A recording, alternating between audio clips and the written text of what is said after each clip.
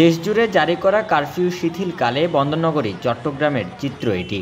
গেল কদিন চলাচলে নানা বাধা নিষেধের পর এবার কর্মজীবী মানুষের ব্যস্ততায় মুখর চট্টগ্রাম শহর।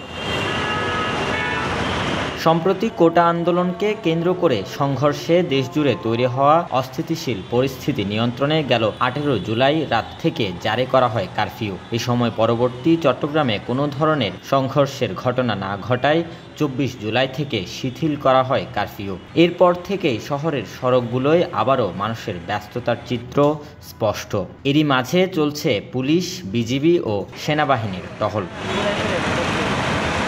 তবে একদিন ঘরবন্দি থাকায় বেকায়দায় পড়েছেন ভাসমান দোকানিরা। মধ্যবিত্ত থেকে নিম্নবিত্ত সবার কপালেই চিন্তার ভাঁজ। এখন একটু মোটামুটি রাস্তা দিয়ে একটু চলা যায়, আগে থেকে একটু চলা যায় একটু ভালো। এখন খুব কষ্টে আছি বলার মতো না, এমনকি গাড়ি ভাড়া যদি দিতে আমাদের কষ্ট হইতেছে, এটা বলার মতো না।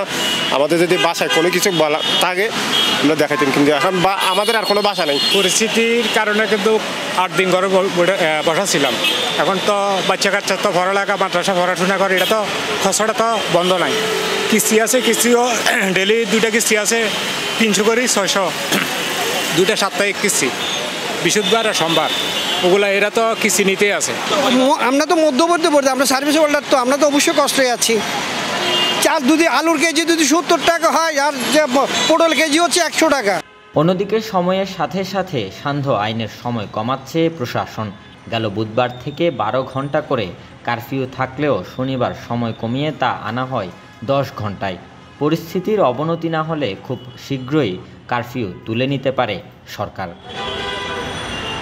Rabin Dasgupta, news now 24, Chittagong.